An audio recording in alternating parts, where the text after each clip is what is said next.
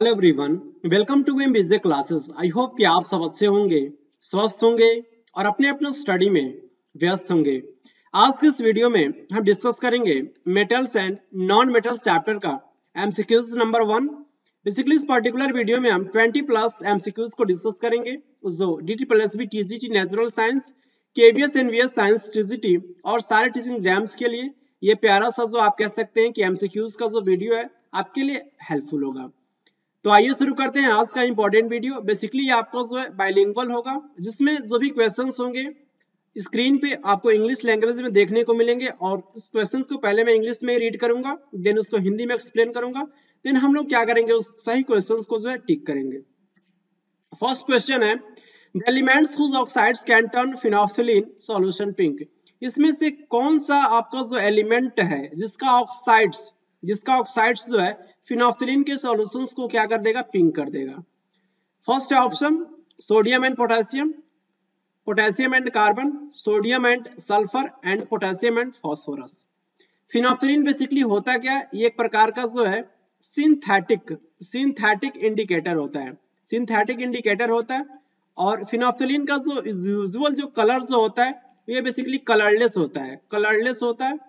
और फिनोल्फथालीन का जो एसिडिक सॉल्यूशन में इसका कलर जो होता है वो नो सेंस, कोई कलर चेंज देखने को नहीं मिलता है एसिडिक सॉल्यूशन में। लेकिन बेसिक सॉल्यूशन में इसका कलर कैसा हो जाता है, पिंक हो जाता है। और यहाँ पे बेसिकली आपको चूज करना है ऑक्साइड्स। तो जो भी आपके मेटल के ऑक्साइड्स होते हैं, मेटल के ऑक्साइड का नेचर कैसा होता है, बेसिक होता है।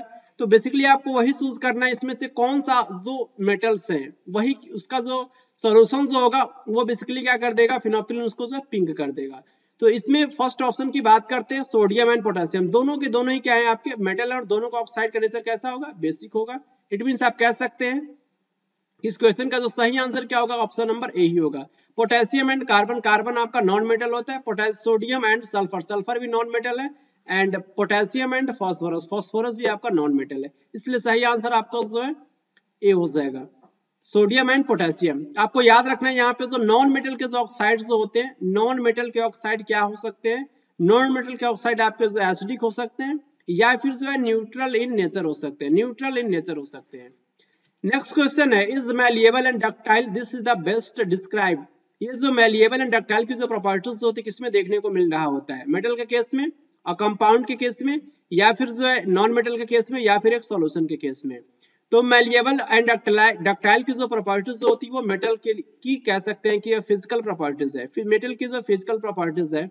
और मैलिएबल की प्रॉपर्टीज क्या होती है, किसी भी मेटल को आप जो है हैमर की हेल्प से क्या कर रहे हो, हैमर की हेल्प से जो है मेटल को जो है थिन शीट में कन्वर्ट हो जाने की जो आप कह सकते हैं कि प्रॉपर्टीज जो होती है मेटल को, उसी को हम क्या बोलते हैं, मैलिएबिलिटी के नाम से जानते हैं। बेसिकली मैलिएबिलिटी प्रॉपर्टीज होता है, लेकिन ये होना मेटल का ये क्या होता है, मैलिएबल होता है। अगर कोई मेटल जितना ज्यादा मैलिएबल होगा उसकी उतना ही आप कह सकते हैं कि थिन शीट में उसको कन्वर्ट करना उतना ही आसानी होगा।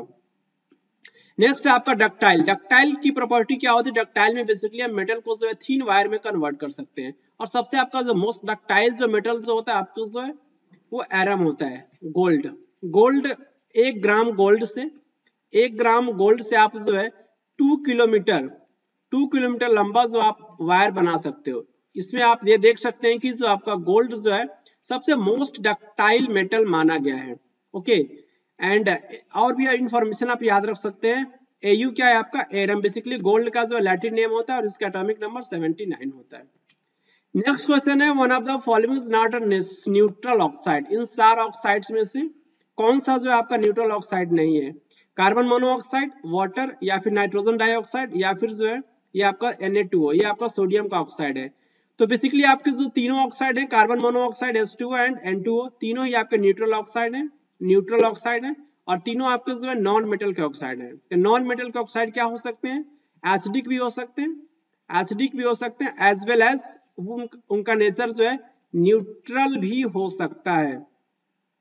और ये क्या है आपका Na2O, बेसिकली सोडियम का ऑक्साइड है। सोडियम क्या है आपका मेटल है, सोडियम मेटल है, और मेटल के ऑक्साइड का नेचर कैसा होता है, बेसिक होता है। इसलिए सही आंसर क्या हो जाएगा, option number D, Na2O। Basic oxide will be formed by the element. Basic oxide का फॉर्मेशन किस एलिमेंट के द्वारा किया जाएगा? इन चारों एलिमेंट्स में से पोटेशियम, सल्फर, फास्फोरस या फिर क्रिप्टॉन। तो बेसिक ऑक्साइड्स आपके मेटल के ऑक्साइड होते हैं और पोटेशियम क्या आपका मेटल है। तो सही आंसर क्या हो जाएगा? Option number A. सल्फर के ऑक्साइड का नेचर कैसा होगा? एसिडिक होगा। फास्फोरस का भी जो P2O5 फास्फोरस पेंटाऑक्साइड, इसका नेचर बेसिकली एसिडिक होता है। एसिडिक ये आपका सल्फर का ऑक्साइड आपका सल्फर डाइऑक्साइड हो जाएगा SO2। एंड क्रिप्टॉन बेसिकली जो है नोबेल गैस एलिमेंट होता है। नोबेल गैस को बेसिकली हम इनर्ट गैस के भी नाम से जानते हैं, इनर्ट गैस के भी नाम से जानते हैं। ओके और ये ग्रुप नंबर 18 से बिलोंग करता है नोबेल गैस। नोबेल गैस में और सारे एलिमेंट्स हैं जैसे कि आपका हीलियम, नियॉन, ऑर्गन, क्रिप्टॉन तो यहाँ पे दे रखा है, krypton, xenon and radon. And next आपका ऑर्गनेशन। ऑर्गनेशन आपका जो है लास्ट एलिमेंट है मॉडर्न पीरियोडिक टेबल, जिसका एटॉमिक नंबर जो 118 होता है। हीलियम का 2 होता है एंड नियॉन का कितना होता है एटॉमिक नंबर 10, आर्गन का 18 एंड जेनॉन का 54 एंड रेडॉन का 86 एंड क्रिप्टॉन का 36। Next question, the acidic oxide is produced by the element. Acidic oxide जो होता है किस एलिमेंट के द्वारा जो प्रोड्यूस किया जाता है? इन चारों एलिमेंट्स में से आपको जो सिलेक्ट करना है, सोडियम, कार्बन, कैल्शियम या फिर हाइड्रोजन। सही आंसर क्या हो सके? एसिडिक ऑक्साइड ये आपको जो है नॉन मेटल के ऑक्साइड होते हैं। नॉन मेटल के ऑक्साइड कैसे होते हैं? आपके एसिडिक होते हैं, एसिडिक होते हैं। तो इसमें से नॉन मेटल कौन है? नॉन मेटल बेसिकली आपका जो ये कार्बन के जो ऑक्साइड्स होंगे, कार्बन के ऑक्साइड आपके एसिडिक ऑक्साइड होते हैं। कार्बन 2 टाइप्स के ऑक्साइड बनाता है, एक आपका जो है CO2 बनाता है जिसका नेचर कैसा होता है? एसिडिक होता है। और इसका एक और आपका ऑक्साइड है कार्बन मोनोऑक्साइड। कार्बन मोनोऑक्साइड जिसका नेचर कैसा होता है? न्यूट्रल होता है। ये न्यूट्रल ऑक्साइड होता है कार्बन मोनोऑक्साइड। और ये आपका बेसिकली सोडियम एंड कैल्शियम दोनों ही आपके नॉन मेटल मेटल है और इनके ऑक्साइड का नेचर कैसा होगा? बेसिक होगा। और हाइड्रोजन बेसिकली ऑक्साइड बनाता है H2O, हाइड्रोजन ऑक्साइड, और ये बेसिकली आपका वाटर होता है, वाटर होता है और इसका नेचर कैसा होता है? ये बेसिकली न्यूट्रल ऑक्साइड होता है, न्यूट्रल ऑक्साइड होता है। नेक्स्ट क्वेश्चन है, you are given a solution of silver nitrate. आपको जो सिल्वर नाइट्रेट का सॉल्यूशन दिया गया, which of the following do you think can not displace silver from the silver nitrate solution. Silver nitrate के solutions में से ये आपको जो सिल्वर को इन चारों मेटल में से कौन डिस्प्लेस नहीं कर सकता है? मैग्नीशियम, जिंक, गोल्ड या फिर कॉपर। तो इसमें से गोल्ड जो है वो सिल्वर नाइट्रेट के सॉल्यूशंस में से सिल्वर को डिस्प्लेस नहीं कर सकता, क्योंकि गोल्ड की जो रिएक्टिविटीज होती है वो सिल्वर से कम होती है। सिल्वर से कम होती है। जब आप रिएक्टिविटी सीरीज को पढ़ते हैं सबसे मोस्ट रिएक्टिव मेटल कौन होता है? पोटेशियम होता है। देन आफ्टर आपका sodium, then calcium, then magnesium. ऐसा कुछ सीक्वेंस आप याद रख सकते हैं। यहाँ पे आप पाएंगे कि जो आपके मैग्नीशियम, जिंक एंड कॉपर तीनों ही जो है आपके सिल्वर से क्या होते हैं कि मोस्ट रिएक्टिव मेटल होते हैं। इसलिए सिल्वर नाइट्रेट के सॉल्यूशंस में से ये तीनों मेटल क्या करते हैं कि सिल्वर को डिस्प्लेस कर देते हैं। लेकिन आपका जो गोल्ड जो है Au जो है एरम, Au means what? Au means आपको याद रखना है एरम होता है। ये जो है आपको सिल्वर को जो है डिस्प्लेस नहीं कर सकता है। नेक्स्ट क्वेश्चन है, the least reactive metal among the following. इन चारों मेटल में से किसकी रिएक्टिविटी सबसे कम है? Least reactive metal, sodium, silver, copper या फिर लेड। तो ये आपका बेसिकली रिएक्टिविटी सीरीज है। जो आपका मोस्ट रिएक्टिव मेटल होगा उसका पोजीशन ऊपर होगा और सबसे लिस्ट रिएक्टिव मेटल उसका पोजीशन नीचे की तरफ होगा। तो आप सोडियम को यहाँ पे देख सकते हैं। सबसे पहले आपको जो इस रिएक्टिविटी सीरीज को याद रखना है, मोस्ट रिएक्टिव मेटल जो होता है सबसे ज्यादा किसकी रिएक्टिविटी होती है? पोटेशियम की, then sodium, then calcium, magnesium and then after आपका एल्युमिनियम। कार्बन बेसिकली आपका जो है नॉन मेटल होता है, जिंक हो गया, then iron and then tin and lead, ये आपका जो हाइड्रोजन होता है। और हाइड्रोजन के नीचे आप यहाँ पे देख सकते हैं कॉपर, कॉपर के नीचे आपका मरकरी होता है Hg and then silver and आपका जो है गोल्ड Au हो गया। तो यहाँ पे पाएंगे कि आपका सोडियम कहाँ पे? सोडियम आपका यहाँ पे लाई कर रहा है, सिल्वर जो है यहाँ पे लाई कर रहा है और कॉपर जो है कहाँ पे लाई कर रहा है? कॉपर आप यहाँ पे देखिए, कॉपर आपको यहाँ पे सिल्वर के जस्ट ऊपर। एंड लेड जो है, लेड आप यहाँ पे देख सकते हैं, लेड यहाँ पे, ये हुआ लेड। इट मीन सबसे जो लेस्ट रिएक्टिव मेटल इन चारों में से कौन होगा? सिल्वर होगा, सिल्वर होगा, क्योंकि आप यहाँ पे देख सकते हैं इसकी जो पोजीशन है इन तीनों मेटल से क्या है कि नीचे रिएक्टिविटी सीरीज में। इसलिए सही आंसर इस क्वेश्चन का क्या हो जाएगा? Option number B. Next question, out of the aluminium, copper, calcium and tin the most reactive metal. इन चारों मेटल में से कौन जो है मोस्ट रिएक्टिव मेटल है? एल्युमिनियम, कॉपर, टिन या फिर कैल्शियम। तो कैल्शियम जो है इन सारों मेटल्स में से एल्युमिनियम, कॉपर एंड टिन से क्या है कि आपका मोस्ट रिएक्टिव है।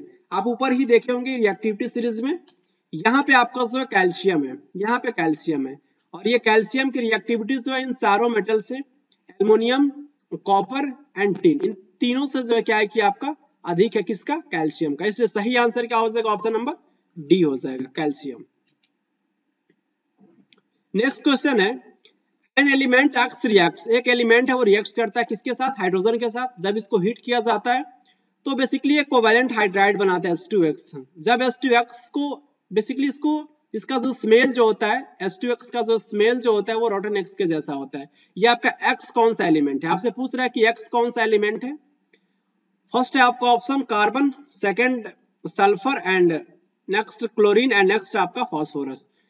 जब हम कंपेयर करते हैं देखते हैं कि आपका ये जो कार्बन जो है, कार्बन जब बेसिकली किसके साथ रिएक्ट करता है? हाइड्रोजन के साथ।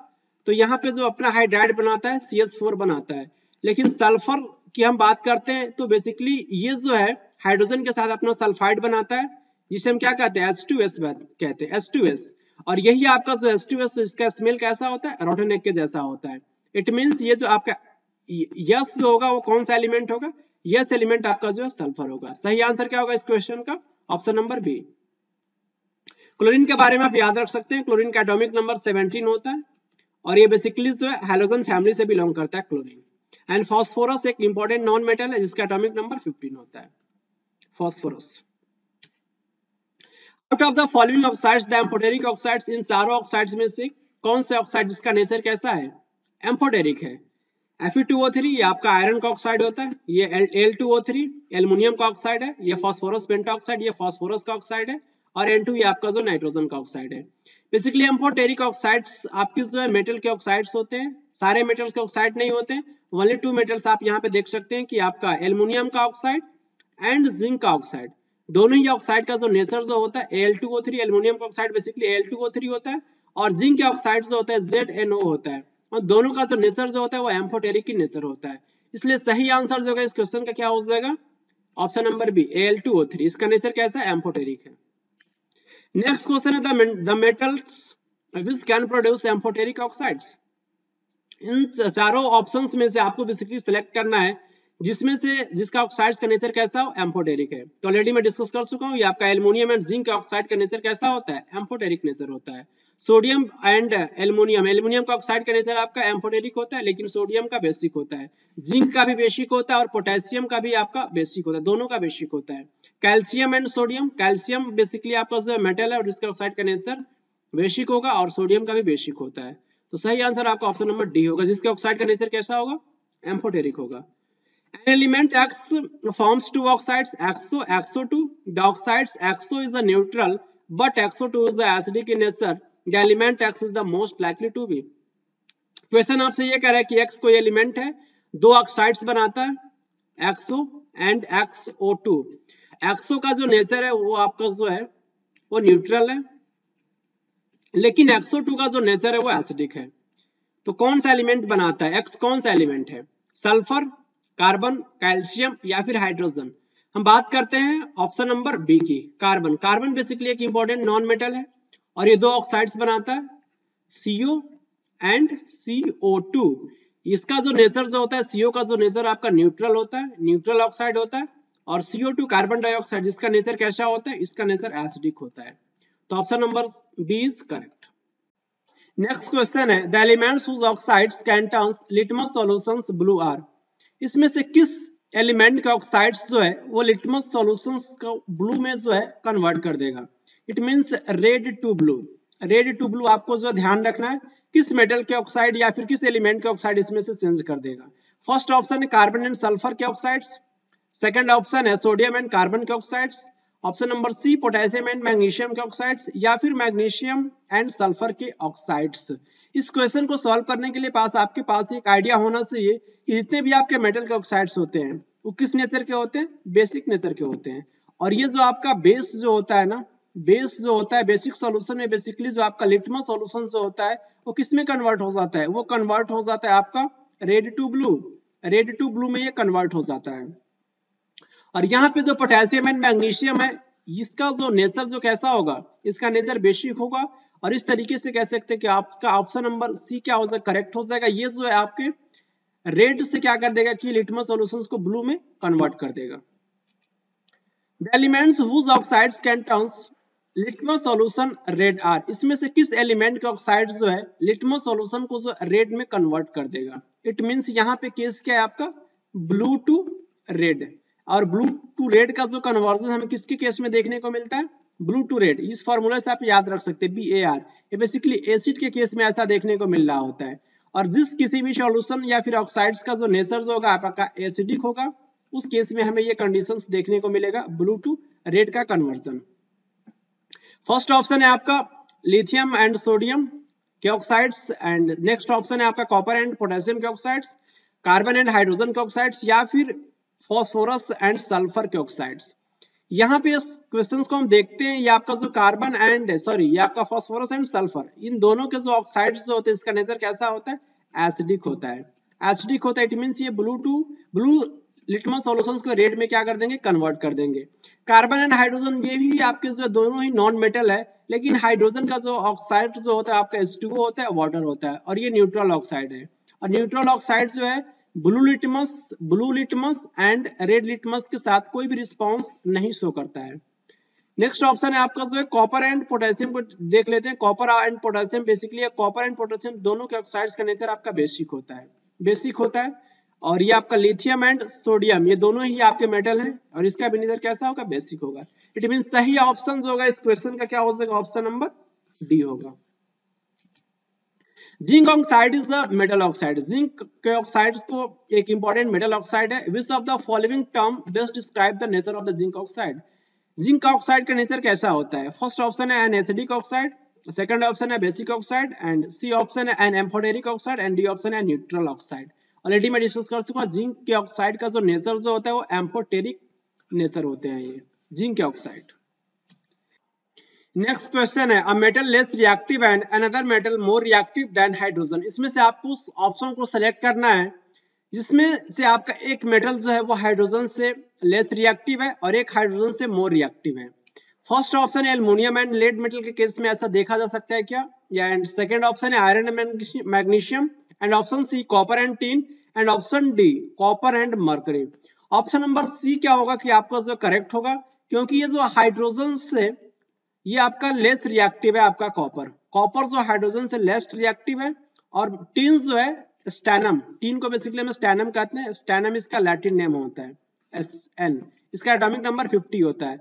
तो बेसिकली ये जो आपका टिन जो है वो हाइड्रोजन से मोस्ट रिएक्टिव है, एंड कॉपर जो है ये आपका लिस्ट रिएक्टिव है with respect to hydrogen.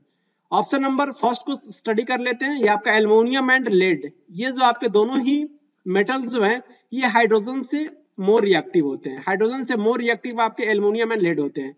Iron and magnesium ये भी आपके हाइड्रोजन से मोर रिएक्टिव होते हैं, and copper and mercury, basically copper and mercury दोनों ही हाइड्रोजन से लेस रिएक्टिव होते हैं, दोनों ही आपके लेस रिएक्टिव हैं हाइड्रोजन से। An element E reacts with water to form a solution which turns phenolphthalein solution pink. The element is most likely to be. इसमें से आपका इस जो एक एलिमेंट है वो बेसिकली वाटर के साथ रिएक्ट करता है और एक सॉल्यूशन बनाता है, और बेसिकली उस सॉल्यूशन जो होता है वो फिनोफ्थलीन सॉल्यूशन को जो क्या करता है पिंक में कन्वर्ट करता है। इट मींस फिनोफ्थलीन सॉल्यूशन को कौन कन्वर्ट करेगा पिंक में, बेसिक होगा उसका नेचर, बेसिक होगा नेचर। और फर्स्ट ऑप्शन यहाँ पे देखते हैं, फर्स्ट ऑप्शन आपका दे रखा है ई क्या हो सकता है, ई आपका जो एस हो सकता है, इट मीन सल्फर हो सकता है, या फिर कैल्शियम, या फिर कार्बन, या फिर जो है अर्जेंटम सिल्वर हो सकता है। तो इसका सही आंसर होगा option number B.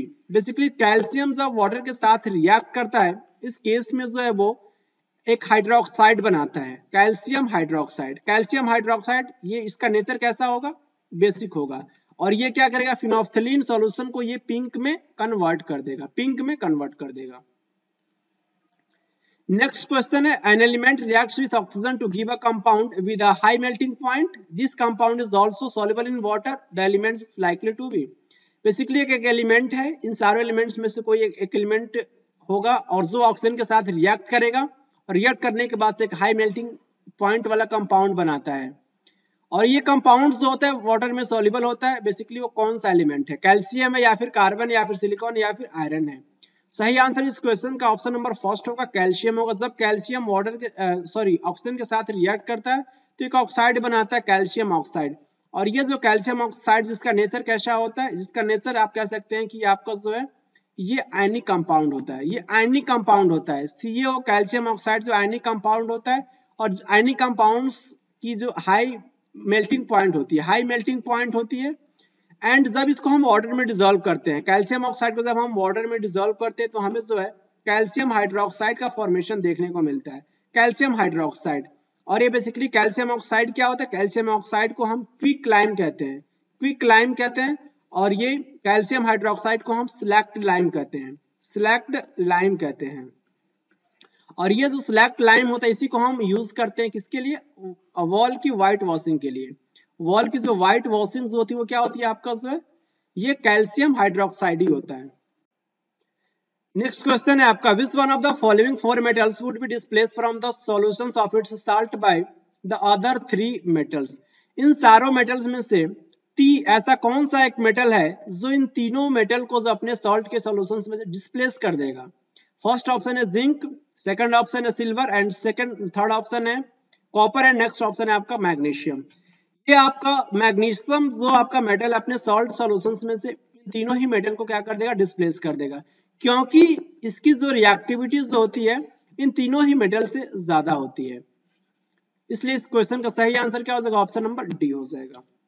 Next question है, an element is soft and can be cut with a knife. एक एलिमेंट जो है वो सॉफ्ट है, उसको चाकू की हेल्प से काटा जा सकता है। It is very reactive and can not be kept open in the air. वो बहुत ज्यादा रिएक्टिव होता है, उसको जो है एयर में खुले नहीं रखा जा सकता है। And it reacts vigorously with water, और वो बहुत तेजी के साथ वाटर के साथ रिएक्ट करता है। The element is most likely to be. इसमें से कौन सा एलिमेंट के कैरेक्टरिस्टिक फीचर देखने को मिलता है, फर्स्ट है आपका मैग्नीशियम, सेकंड आपका सल्फर एंड फास्फोरस या फिर सोडियम। ये जो कैरेक्टरिस्टिक फीचर है वो सोडियम मेटल का है। सोडियम को हम जो है नाइफ की हेल्प से कट कर सकते हैं, और ये आपका जो वाटर के साथ बहुत ज्यादा तेजी के साथ रिएक्ट करता है। सोडियम बेसिकली एल्कली मेटल होता है, एल्कली मेटल। और एल्कली मेटल जनरली आपके कैसे होते हैं, सॉफ्ट होते हैं। एल्कली मेटल में और कौन कौन से मेटल आते हैं, याद रख सकते हैं, lithium, sodium, potassium, rubidium, caesium and francium. ये आपके जो एल्कली मेटल होते हैं। Which of the following metals exist in the liquid state? इसमें से कौन सा मेटल जो है वो लिक्विड स्टेट में एग्जिस्ट करता है। जनरली आपके जो मेटल्स जो होते हैं वो नॉर्मली आपके जो है सॉलिड स्टेट में पाए जाते हैं, सॉलिड स्टेट में। फर्स्ट ऑप्शन है सोडियम, सेकंड ऑप्शन है सिल्वर एंड सी ऑप्शन आपका क्रोमियम एंड डी ऑप्शन आपका मरकरी। तो मरकरी जो है एक ऐसा मेटल है जो आपके नॉर्मल रूम टेम्परेचर पे जो है लिक्विड स्टेट में पाया जाता है। मरकरी इसका सिंबल क्या होता है, Hg एंड बेसिकली इसका लैटिन नेम जो होता है हाइड्रागायरम होता है, हाइड्रागायरम होता है। और इसका जो एटॉमिक नंबर होता है वो 80 होता है। सोडियम का एटॉमिक नंबर 11 होता है, इसका लैटिन नेम नेट्रियम होता है, natrium, natrium NaTrium। And Ag आपका जो है सिल्वर का लैटिन नेम होता है, ये आपका अर्जेंटम, अर्जेंटम होता है, और इसका एटॉमिक नंबर 47 होता है। एंड ये आपका क्रोमियम है, क्रोमियम, इसका एटॉमिक नंबर 24 होता है। Which of the following non metal is liquid? इनमें से कौन सा नॉन मेटल जो लिक्विड स्टेट में पाया जाता है, कार्बन, सल्फर, ब्रोमीन या फिर आयोडीन। ये आपका ब्रोमीन जो है वो नॉर्मल रूम टेम्परेचर पर लिक्विड स्टेट में पाया जाता है, और ये एक नॉन मेटल है। कार्बन बेसिकली सॉलिड फॉर्म में पाया जाता है, एंड सल्फर भी सॉलिड फॉर्म में पाया जाता है, एंड आयोडीन भी आपका जो है सॉलिड फॉर्म में पाया जाता है। आयोडीन का एटॉमिक नंबर 53 होता है, सल्फर का एटॉमिक नंबर 16 होता है, और कार्बन का एटॉमिक नंबर 6 होता है। Which of the following pair of reactants can undergoes a displacement reaction under appropriate conditions? इसमें से कौन से एलिमेंट का जो रिएक्टेंट्स का बेसिकली को पेयर है वो क्या करेगा कि डिस्प्लेसमेंट रिएक्शन को शो करेगा एप्रोप्रिएट कंडीशन में। फर्स्ट है आपका magnesium sulphate plus ferrous, second option है zinc sulphate plus ferrous, and C option है magnesium sulphate plus lead, and option number D copper sulphate plus ferrous. तो basically इस question को solve करने के लिए आपके पास एक आइडिया होना चाहिए कि जो मोस्ट रिएक्टिव मेटल जो होता है वो क्या करता है, लेस्ट रिएक्टिव मेटल को डिस्प्लेस करता है। यहाँ पे हम देखते हैं कि आपके जो फेरस जो है MgSO4 में जो मैग्नीशियम को डिस्प्लेस नहीं कर पाएगा, क्योंकि मैग्नीशियम मोस्ट रिएक्टिव है फेरस से। इट मीन्स ऑप्शन नंबर क्या होगा कि ए आपका जो है इनकरेक्ट हो जाएगा। फेरस जो है जिंक को भी जो है वो डिस्प्लेस नहीं कर पाएगा, क्योंकि जो जिंक जो है वो मोर रिएक्टिव है with respect to ferrous. Lead जो है मैग्नीशियम को डिस्प्लेस नहीं कर पाएगा, इसलिए नहीं कर पाएगा क्योंकि जो है मैग्नीशियम खुद जो है वो लेड से मोस्ट रिएक्टिव है। एंड ऑप्शन नंबर डी इस क्वेश्चन का करेक्ट आंसर होगा, क्योंकि फेरस जो है वो कॉपर को डिस्प्लेस कर देगा। कॉपर को डिस्प्लेस इसलिए कर देगा क्योंकि जो फेरस जो है वो मोर रिएक्टिव है विद रिस्पेक्ट टू कॉपर। सो इसलिए option number D is correct. इसी के साथ metals and non metals chapter का एमसीक्यूज पार्ट 1 फिनिश होता है। आई होप आपने इस वीडियो को एंजॉय किया होगा और जो भी क्वेश्चन है आपने जो है बहुत अच्छे से अटेम्प्ट किया होगा, जो आपके डिफरेंट एग्जाम्स के लिए बहुत ज्यादा इंपॉर्टेंट होने वाला है। तो मैं मिलूंगा आपसे नेक्स्ट वीडियो में, तब तक के लिए खुश रहें, प्रसन्न रहें। Thank you very much.